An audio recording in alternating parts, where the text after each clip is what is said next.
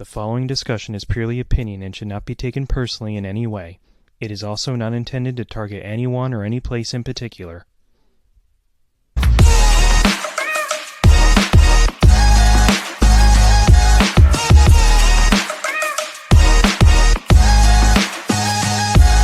Hello everyone and welcome to CineMania. I'm your host, Cody Higginbotham. Today on my show I have my good friend Noah. Hello, Noah. Hello, Cody. Welcome to the show. Glad to have you today. Glad to be here. That's great. So today on the show, we're going to be talking about the MCU. For those of you who don't know, MCU stands for the Marvel Cinematic Universe. Now, for those who, again, don't know, the Marvel Cinematic Universe started back in 2008, with the first film being Iron Man. Ever since then, films such as Captain America, Thor, and even the Avengers movies have come out ever since. And now, it's one of the biggest franchises of all time. So Noah, how did you get into the MCU?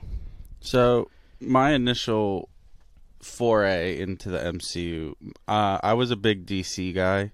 Growing up, my dad was big into the DC universe, and he was all in the comic books. He was also interested in Marvel, but I think my first time witnessing something Marvel media related was probably this animated Marvel movie. It was like Marvel Ultimate Avengers, and I was really interested in that. And then when I saw Iron Man was coming out, I was like, okay, gotta see that.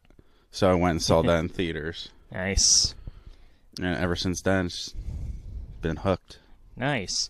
Yeah, I myself, I always remember seeing the trailers for, Iron Man and even Captain America. I distinctly remember seeing a Dunkin' Donuts commercial where a guy was helping this lady, and through some funny coincidence, he ended up looking like Captain America. But no, I remember seeing all those trailers for the movies, but I'd never seen any. But it wasn't until I saw Captain America Civil War in the theaters that I myself got into the MCU. I'd seen a couple of Marvel stuff, but MCU-wise, it was definitely Civil War. But definitely Iron Man, considering that was the first ever MCU one. You can't go wrong with the first one. Yeah, I've been in it since the very beginning. I've just been enthralled by all of it. Nice. So, how would you say it's evolved since it first began? Like we said, it started with Iron Man, and now it's, I guess you could say, something more than that now. Definitely. It's grown to become just a cultural phenomena. Like, you look back at those first couple movies from Iron Man to Avengers, and it's like, yeah, they're setting up each individual hero in their own story, and then by some circumstance and Nick Fury's machinations yeah, coming into Avengers, and it just, from that point, the whole MCU explodes. Yeah. After Avengers, because now you have all these team-up movies that can happen. You get Civil War, you get all these other things. It's definitely dipped in quality a bit as the years have gone on, but it's still, the MCU has made other studios want to make franchise movies instead of building single stories. Oh yeah. Be that for good or bad, like with the dark universe with Warner Brothers, that kind of sucked, but or even there's the Monsterverse with the Godzilla and King Kong movies. Yeah, that's for sure. Yeah, definitely just a cultural phenomena, and you can't beat it. No. Yes, some of the movies aren't as great as others. Agreed. There's just something about the MCU that's special. Yeah. And you can't deny it. Oh, yeah. Yeah. Who would you say is probably the most popular character in the MCU? See, that's a hard question. Because... I myself, I think it could probably be either Iron Man or Spider-Man. Because, even before the MCU, I think Spider-Man was a really popular character, and so it's no surprise he's stayed popular with the MCU. But I think definitely with the MCU, Tony Stark, Iron Man, has gotten more into the public eye, I guess you could say. He's definitely Yeah. Iron Man the character Yeah. has definitely exploded because Yeah. prior to Iron Man coming out, the comics weren't really focusing on Iron Man at all because he wasn't really a likable character at the Yeah. time. Yeah. Then you have Robert Downey Jr.'s portrayal of Iron Man in that first Iron Man movie, and it's just like he was so charismatic that Iron Man really blew up Oh yeah. in the fandom. And I would have to agree, Iron Man definitely is up there, Spider-Man's up there, Captain America's up there. Yeah. I would say probably the more popular ones are your original Avengers, your Hulk, definitely Iron Man, Thor, Yeah. Captain America. Yeah, I gotta agree on that. Like, it is certainly incredible how, like, with the first Avengers movie, you just had the Soul Six, which was Iron Man, Captain America, Thor, Hulk, Hawkeye, and Black Widow, and then as the Avengers movies went on, there were so many more, but you definitely can't beat the original. No. Like, that's definite. So, like we said, the films have definitely evolved and, like, as you said, kind of dipped in quality. Like, scale of 1 to 10, I guess you could say. Like, has it, like, gone down to, like, lower than 5 or, like, at the 5, like, in betweenish side? A scale of 1 to 10, I guess you could say. So I'd keep it above a 5. I'd give it a 6. Like, it's definitely not a 10 anymore. No, yeah. There was a time where I would have said the MCU's at a 10. But post Endgame, Yeah, I feel like they've taken a lot of detours that haven't worked and really dipped their quality to make me want to drop them to a... They're still above average. Yeah. But I would say a solid 6. Yeah. Like, I personally, I wouldn't say, like, they've lost completely their mojo. Like, they're definitely not the same as they used to be at all. But they're not without some good films and even some shows ever since, Endgame came out. Definitely. Yeah, certainly a lot of people have said it's gone downhill since Endgame, and to an extent, I kind of agree with them. I definitely agree with that. They're telling a new story. Oh, yeah. But they also... I feel like they don't know where they want to go with it because of all the controversy surrounding Kang. Oh, yeah. And all of that, but I don't know. I'm hopeful for the future of it post Deadpool. Yeah. And Wolverine. I'm hopeful for the future because Kevin Feige has said that after Deadpool and Wolverine, they'll be entering their mutant era. Mm-hmm. And I think that's where Marvel could really get back in their stride with the mutants. Yeah. And just pushing that narrative more than this multiversal one that they're doing, even though they're probably going to keep continuing with the multiversal. Probably. I kind of agree on that. But I'm hopeful for the future of the MCU. I don't think they're dead, but they're going to come back strong. Definitely with Deadpool and Wolverine. Oh, yeah. And to any of the viewers out there, we're recording this before Deadpool and Wolverine came out. So if you're listening to this after the movie came out, then fantastic. But anyway, now is there a movie moment that you, like, remember seeing for the first time the most? Like, you're watching the MCU movie for the first time, a scene happens, and, like, maybe you're blown away, and you just remember that the most. And if it's more than one scene, go ahead. I definitely have a couple. Like, the first time in the first Incredible Hulk movie, when he bursts out of the conservatory thing at the college and faces down the army, and, like, that's the first full time you see the hulked up. That definitely has stuck in my brain. The iconic bridge shot of Avengers. Oh, yeah, yeah. And definitely the Avengers Assemble with Endgame, with Cap, with Mjolnir, and just all the Avengers around him. That was amazing. Oh, yeah. I'll never forget that experience. Same. Just sitting in the theater and everyone cheering. Yeah. And you and I, like, we saw Endgame together, Yeah. and, like, yeah, I will have to say that's probably one of my favorite cinema experiences as a Oh, whole. 100%. Yeah. And no matter how many times I rewatch any scene from Endgame, really, but definitely Cap picking up Mjolnir and the Avengers Endgame scene, I can't not hear people going crazy and losing their minds. It's just iconic. Oh yeah, like people who get into the MCU later on, they just won't know how much we had to wait and anticipate for that movie and how amazing it was when we saw it for the first time. Definitely. It was such a cathartic moment. It's in Endgame, seeing Cap get that get Mjolnir after you see him kind of move it a little bit in Age of Ultron. Yeah. And you're just blown away by just the sheer massive volume of it all. Yeah.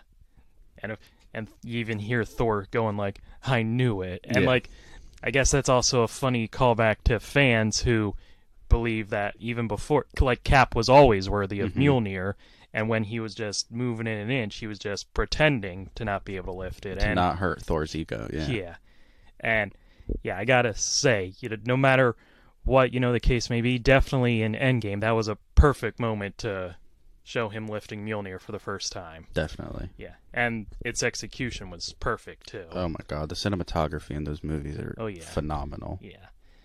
The MCU, of course, has a lot of pretty amazing fight scenes, too, or just action scenes. Would you say you have a favorite one? I definitely enjoy Bucky, Cap, and Iron Man in Civil War. Yeah. That one is one of my favorites. Yeah. Them fighting at the end there. Yeah. I also enjoyed the airport battle a little bit. It was a good set piece. Yeah. Kind of action. Yeah. I think that's probably it. That's probably it. Those are my two big ones. Yeah, those are still two good big fights. I definitely like those myself, and I think one I really like is in Endgame when Cap is fighting Thanos. Like, it's right after he picks up Mjolnir and he's just fighting Thanos by himself. It's just something about, him using Mjolnir and his shield and just going up against Thanos one-on-one. It's just pretty impressive. It definitely was.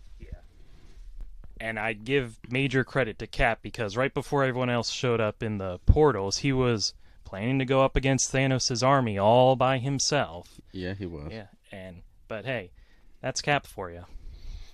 Cap is just one of those characters where you can't help but love him because he's just wholesome and like the typical prototypical man. Yeah. Like, you really just can't. Yeah. You can't go wrong with Captain America. Oh no, yeah.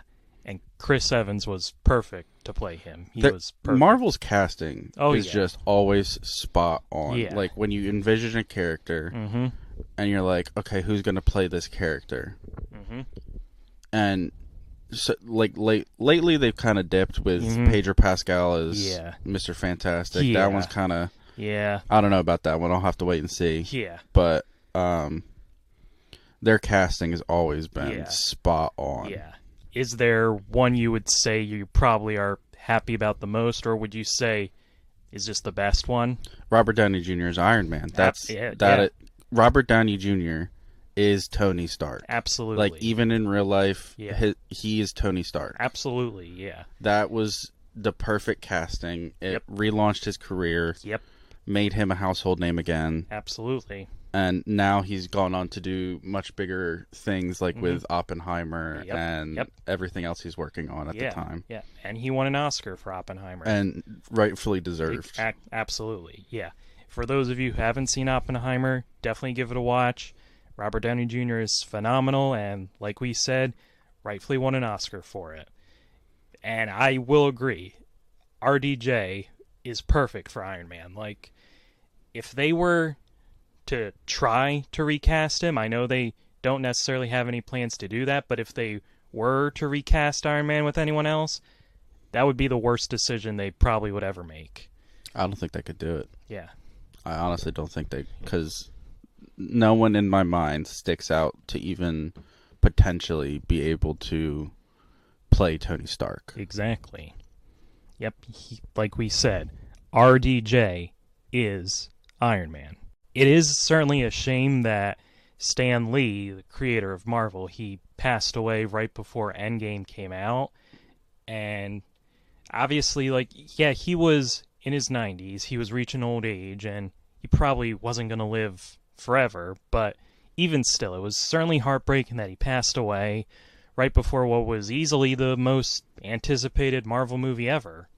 And not to mention, before Spider-Man No Way Home came out, and that's probably one of the most anticipated Spider-Man movie ever.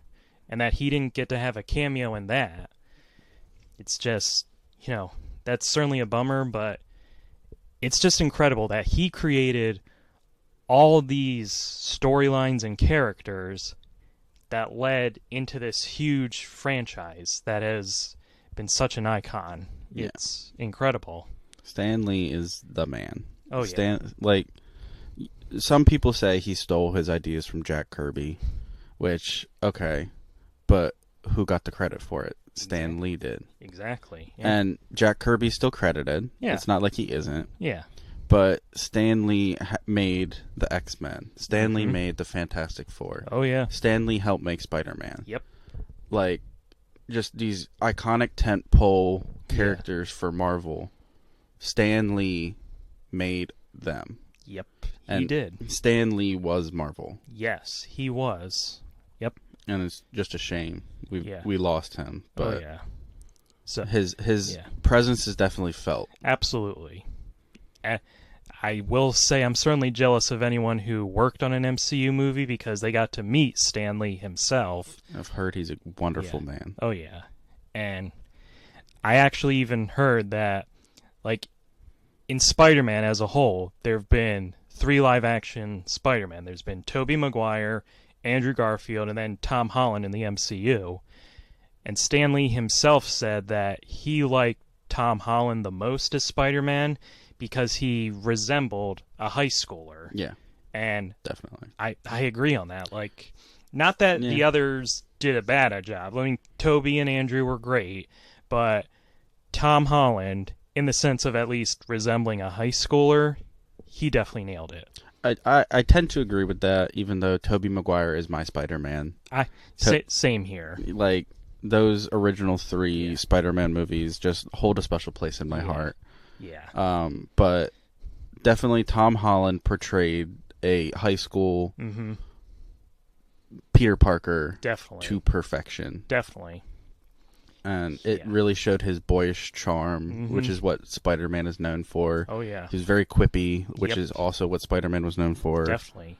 And, like, Tobey Maguire had his good things, of course, with his Spider-Man. Andrew Garfield, I think, really brought the science out of Spider-Man, which is needed because of course that's basically what Spider-Man is. He's a scientist. Yeah. Which is why I really appreciated the fact that they made Spider-Man like Iron Man's like mentee almost. Yeah, like little protege almost. And like his successor of almost course, in a way. Because they definitely, like, Peter Parker and Tony Stark have a lot of science and inventishness. So, yeah, I agree on that for sure. Some people say that, mostly in the sense of the multiverse, there's some fans who feel that the films often rely too much on fan service. Like, for instance, in Spider-Man No Way Home, of course you got the 3 Spider-Men showing up to fight the bad guys. Some, obviously were thrilled about that, I myself included. Same. And then there are some who thought, okay, well, that's what fans wanted, like that's basically what fan service is. Like, you're giving the fans what they want. Like, what would you say on that? Like, relying too much on fan service, or just going with fan service for their films? So I don't think they rely on it. I think they utilize it to a perfect degree. Yeah. They bring what the fans want, while also giving them something they didn't want. Yeah. Or didn't expect. Yeah. Like, no one expected some of the villains that they brought back. True. No one expected that they would bring back Rhys Ivan's Lizard. True. No one thought they would bring back Sandman. no one thought they would bring back like all these iconic characters from those past movies while also bringing in who they wanted to see. Yeah. But more so with the newer ones, they definitely rely on like those big shock cameos a lot. Absolutely. But it's just something about seeing that person show up on screen. You're like, oh my god, it's that person. Yeah. It pops you, and it's like, it's great. Yeah.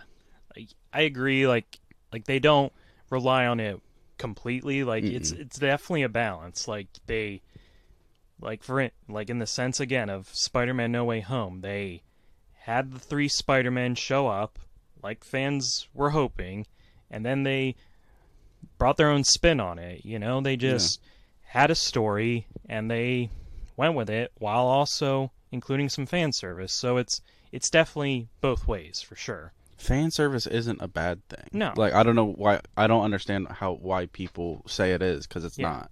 Yeah. It's not pedantic, it's not pandering. No. It's making your own story while also giving the people what they want. Yeah, like as long as you're not solely relying on fan service, like you just do whatever the fans want, you know, it's fine. It's the same thing with Easter eggs. Like, people put Easter eggs in a movie for fan service. Exactly. And everyone loves to hunt around a movie for an Easter egg. Of course. There's whole channels on YouTube based on it. Yeah. And it's just, I love it. I love the MCU. I love everything that they do. Same. I wouldn't say everything. Well, yeah. Some of them have been quite stinky, but yeah, true. And on that note, like, what would you say is your least favorite film of the MCU? I think my least favorite film is definitely Thor: Love and Thunder. I was so hyped for that movie because Ragnarok was amazing. Yeah, it's so great and hilarious. And then you're so hyped, and you're like, all right, Taika Waititi's directing. It's going to be a good one. And then you watch Thor: Love and Thunder. The Gore the God Butcher. Yeah. His name is the God Butcher, and you see him kill one god the entire movie. It's Excuse? nuts. Like, what? Yeah. And just the whole structure of the movie was weird. And I understand, like, what he said, like, oh, it's being told from Korg's perspective, and it's like, that's just a cop-out. Yeah, come on. It was a bad movie. Yeah. I refuse to watch Eternals, just because I refuse. I saw it, and trust me, you're literally not missing anything. They haven't brought any of anything they introduced in that movie. They have not brought back at all, so it's not worth my time. Yeah, like if they're acting like that film never existed, fine by me, because, like I said, that film was not great at all. I was reading something, or like I was watching a YouTube video talking about breaking down the new Brave New World trailer. Yeah. And they were saying that they might be fighting over Tiamat because apparently Tiamat has adamantium in him. Oh. So I guess they're bringing something back. Yeah. I mean, there's a giant Eternal sticking out of the ocean, so you would think that they would bring him back at some point. Yeah.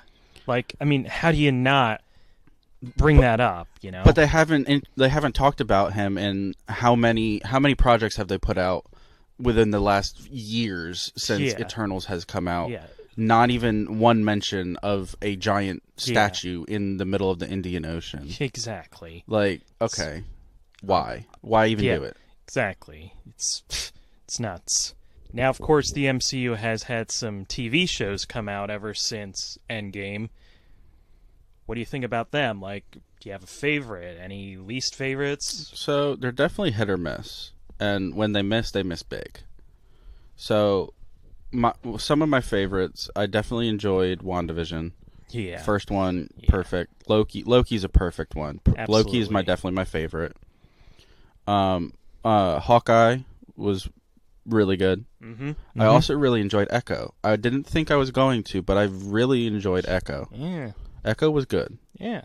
Now, we talking Secret Invasion? That was doo-doo. Secret Invasion sucked. Yeah. And as much as I wanted to like Falcon and Winter Soldier. I Yeah. didn't. Yeah. A lot of it was cut out because of COVID. So a lot of their storyline of the plot that they filmed got edited out. That's certainly a real shame, that's for sure. There's a nugget of a good show in that one. Oh, yeah. But just Secret Invasion was hot garbage. Oh, yeah. Yeah. Bad show. Yep. I will agree. Definitely WandaVision, especially being the first MCU show, that was definitely a great way to start it. I loved it as well. Loved the way of them incorporating sitcom stuff in each episode. It was certainly great. I still have the Agatha All Along song stuck in my head. But Loki is definitely a fantastic show. Like, I love the first season. I love the second season even more. And, yeah. And now we got Loki Got a Stories. Exactly. Yep.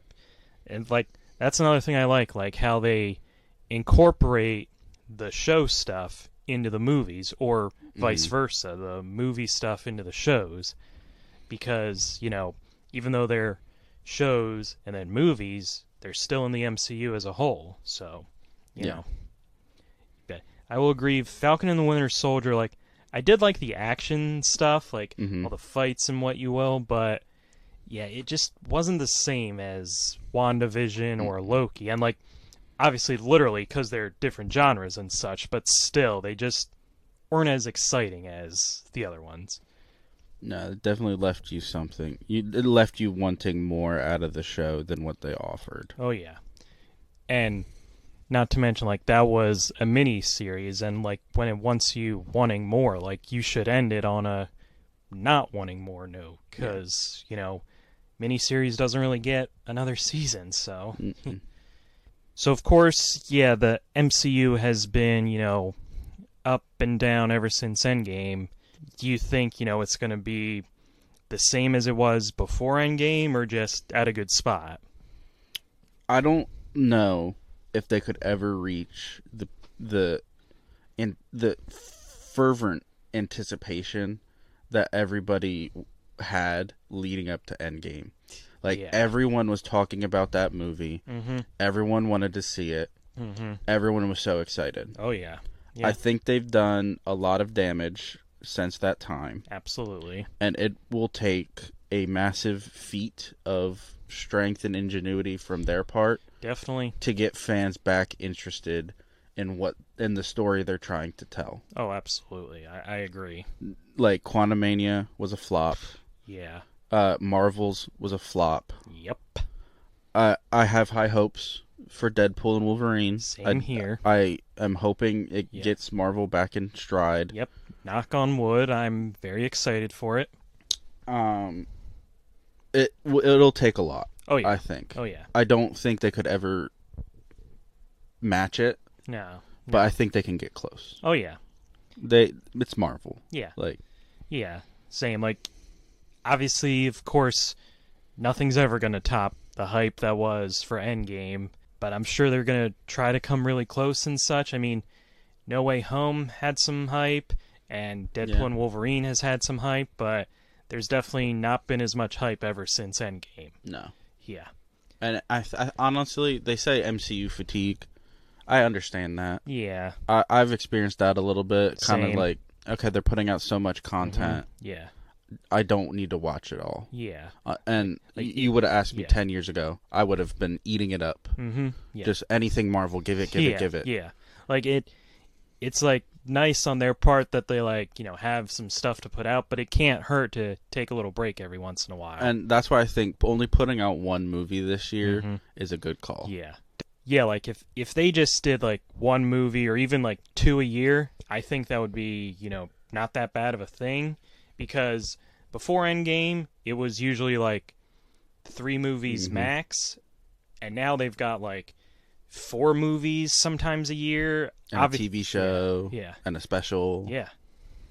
It's crazy. Like, if they were to just do 2 movies and maybe 1 show a year, I'd be fine with that.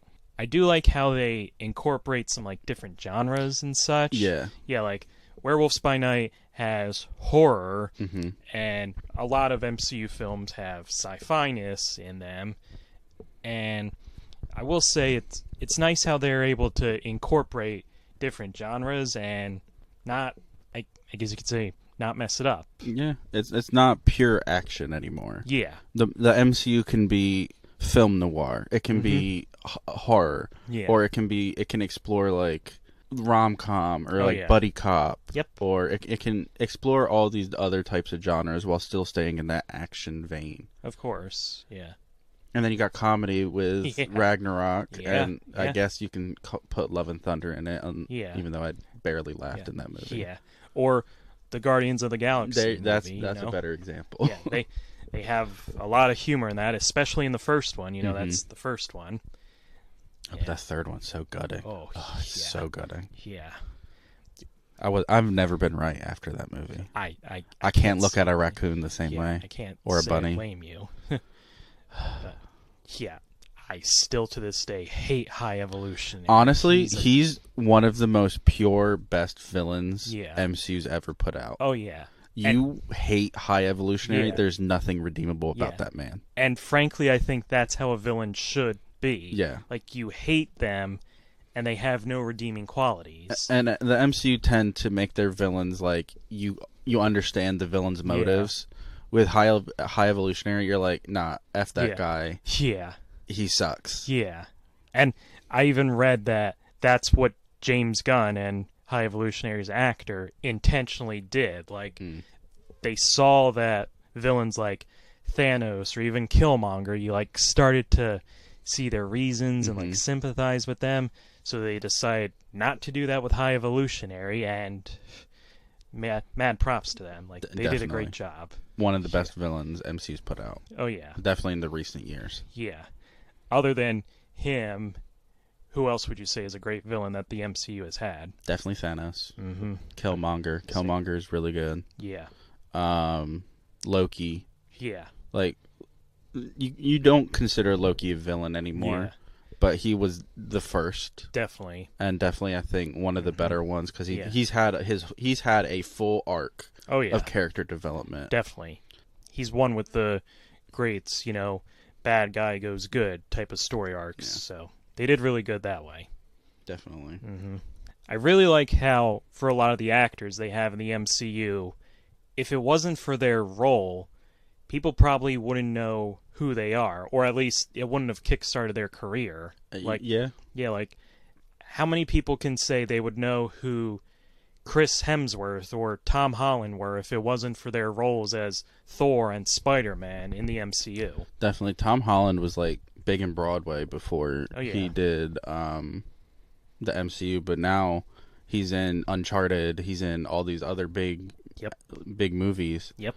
And he got his start in the MCU. Yep. It's also propelled Chris Evans, because really Chris Evans' career was a little stagnant. Yep. Before he was Captain America. Of course. And we got Robert Downey Jr. Yeah. That's one of the big ones. Yep. Definitely the biggest one, I'd say. Yeah, I definitely. And honestly, it kind of did propel Chadwick Boseman. Yeah, it really did. Rest in peace. Yeah. Rest in peace to him. Yeah. But yeah, it's true. Like, I know he did have, I think, like... He had a couple. Yeah, he had a couple roles before Black Panther, but I will say mad props to Chadwick Boseman, because when he was battling cancer, he was filming all those MCU films, especially Black Panther, while he was battling cancer. And, you know, to go through all those fight scenes and, you know, who knows how much of rehearsal while you're have all this medicine and treatments going through you, that's just incredible. Props. Mad props. Mad props. His death was definitely, not just MCU actor-wise, but as a whole, definitely one that came as a major shock. Oh, yeah. And that's like Heath Ledger levels of absolutely gutted. Yeah. And the fact that he didn't even tell anyone that he had cancer until after he passed, that's what made it all the more shocking. Completely shocked everybody. Yeah. Nevertheless, he's still one of the best actors to play Black Panther, and truthfully, that's definitely not a role they should recast at all. Well, they're not recasting. They kind of did get around the recast Yeah. by introducing son T'Challa This is true. in the second Black Yeah. Panther, which Yeah. I think is a very smart move, that's because a very smart move. the character of T'Challa is so important in Marvel as a whole Yeah. that it sucks to get rid of completely Yeah. get rid of that character. Yeah. So like they still needed the character, Yeah. but you couldn't recast T'Challa as somebody Nope. else because Chadwick Boseman is just he is T'Challa. Exactly. So, So like, it was definitely smart that they killed off Chadwick Boseman's T'Challa. Yeah. Because truthfully, when an actor passes, I think that's the best thing you can do. Especially with franchise movies like that. Exactly. But yeah, introducing his son T'Challa as the next Black Panther, that's Definitely brilliant. Good smart move. Oh, absolutely.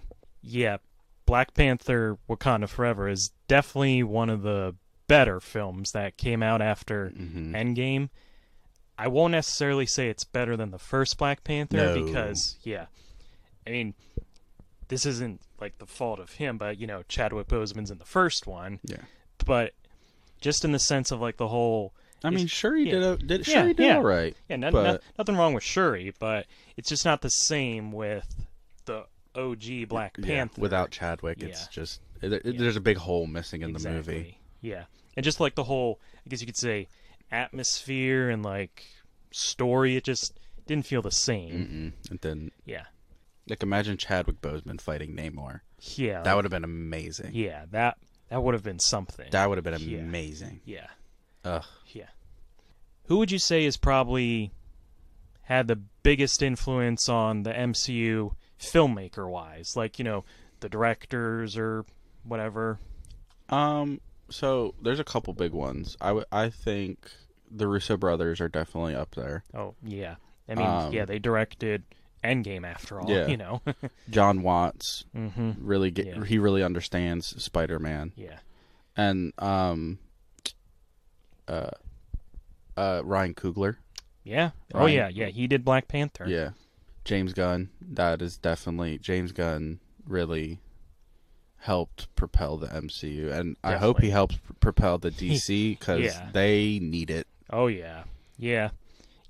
I won't lie, like I love James Gunn's movies and all, but when I found out he was taking over DC, I had my doubts a little bit. But then after I watched Guardians 3, I'm like, no. They're in good hands. He's going to do great. And not to mention, he did fantastic with the Suicide Squad in DC, so... Definitely. Yeah. And you saw Peacemaker? Yes, I did. Yeah. That was so good. Yeah. Yeah, he did good with that as well, so, yeah. James Gunn is definitely one of the great ones with the MCU, along with, John Watts, Russo brothers, Ryan Coogler.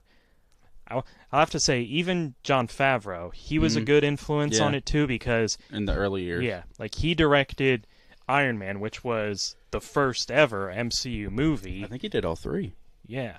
And just the fact that, again, this is the film that started the MCU and gave RDJ, Robert Downey Jr., his big comeback. And, yeah, that's just something impressive, too. Yeah, definitely. Not to mention he plays Happy Hogan in the MCU, so there's that. Now, what would you say is your favorite MCU movie? Endgame.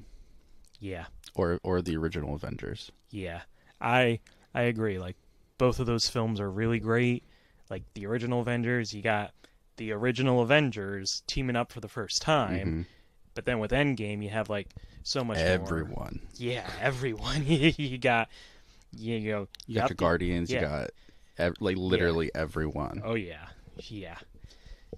And it makes you feel like you're watching a comic book. It really does. Because, like, you got your standalone comics, which are fine and great. Oh, yeah, yeah. But everyone loves those Avengers comics. Definitely. And that's when, like, all the team-ups happen. Yeah. And it's like, you're even in, like, single issues of, like, say, Spider-Man, for instance. Of course. Like, the Fantastic Four just pop up randomly all the time because they're both in New York. Yeah.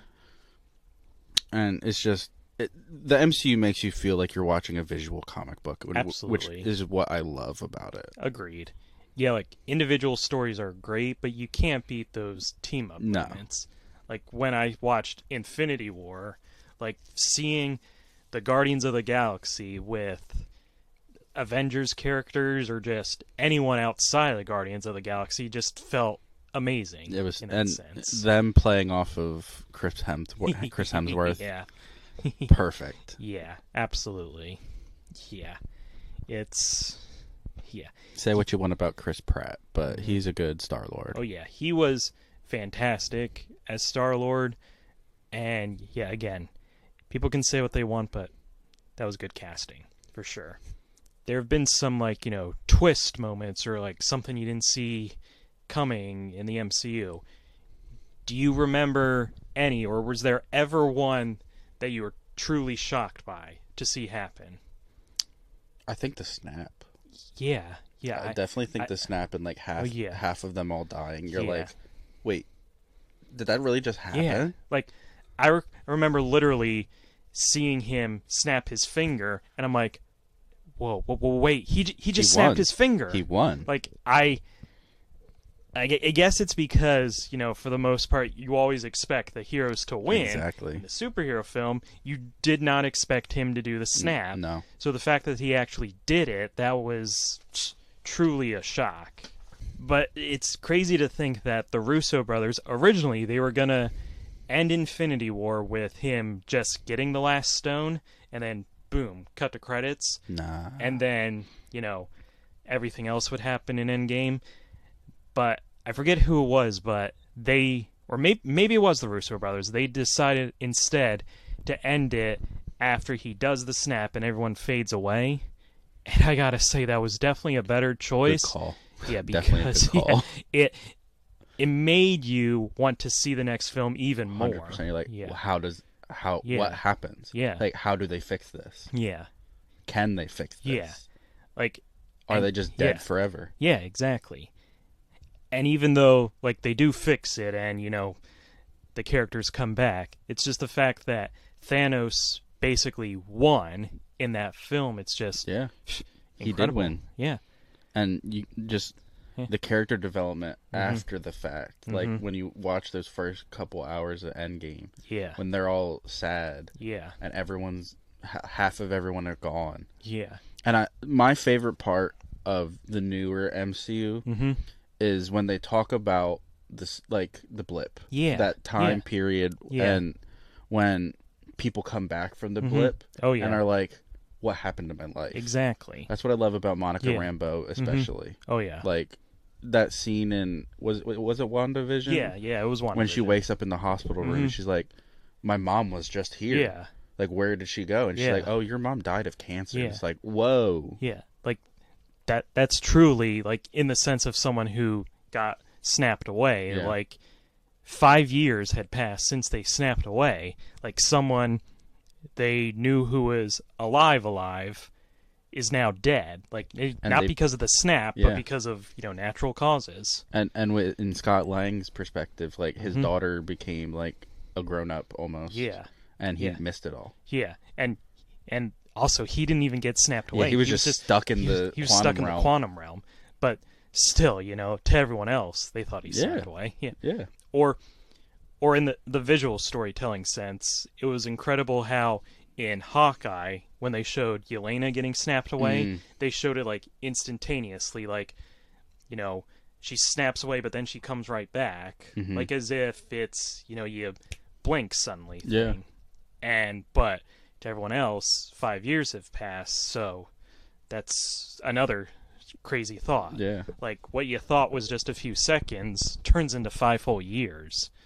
Yeah, I do like how they acknowledge the snap ever since Endgame, because, like we said before, ignoring that would have been crazy, Because how can you ignore half of the population vanishing right in front of you, It's just crazy.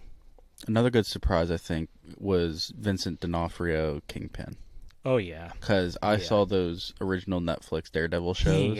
Yeah. Fantastic show. Oh, yeah. Yeah. And Vincent D'Onofrio is a perfect Kingpin. Definitely. Another case of perfect casting. Yes. And seeing him in the actual MCU Yeah. was so great. Oh, yeah. And that's why I liked Echo so much. Yeah. Because yeah. it really brings that violent side that you see in the Daredevil show in Netflix out of him. Oh, yeah. And it's just, Yep. Vincent D'Onofrio is just a great actor. Absolutely. Yeah. He's done great in other things too, but he is a great Kingpin for sure. Same thing with all the actors. Like, they've done great other roles outside of the MCU, and in some of their cases, their roles outside of the MCU were kind of better-ish. Mm-hmm.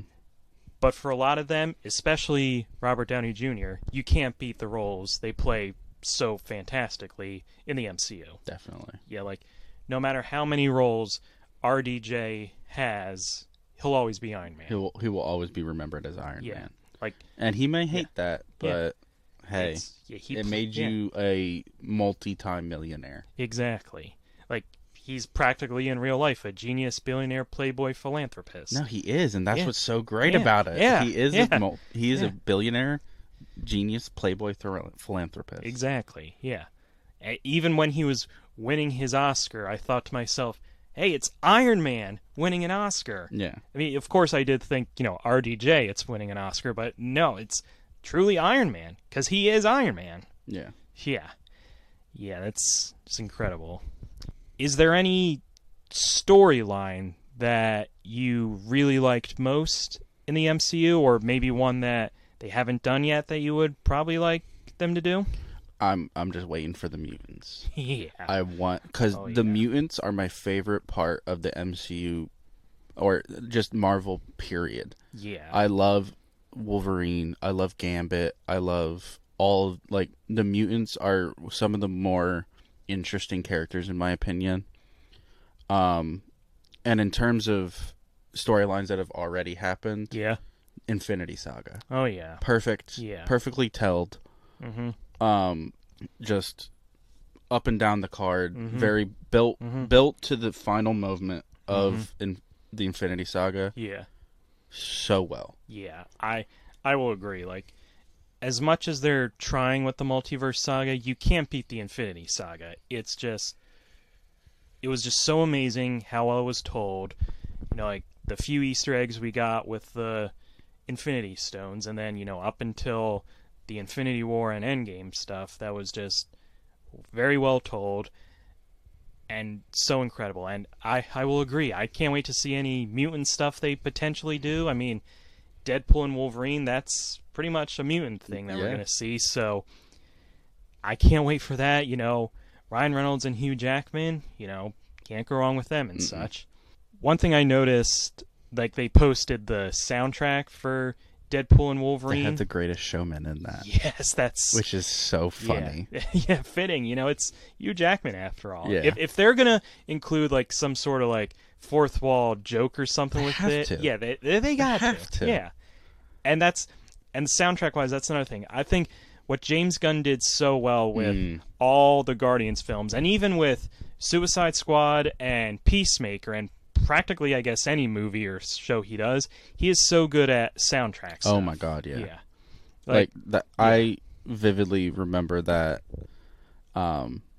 first Guardians soundtrack, and I was just like, I have to get this soundtrack because like I bought it on vinyl. Oh yeah. It's such a good soundtrack. Yeah. And it's one that I always listen to. Every song fits in that movie. Absolutely. In its scene. And the audio storytelling, I guess you could call it, that James Gunn can pull off is amazing. Yeah, he like a lot of directors have, their thing and stuff in each of their films. If awesome soundtracks count as a thing, then that's definitely James Gunn's. Oh, 100%. Even in Scooby-Doo, the soundtrack was amazing. Yeah.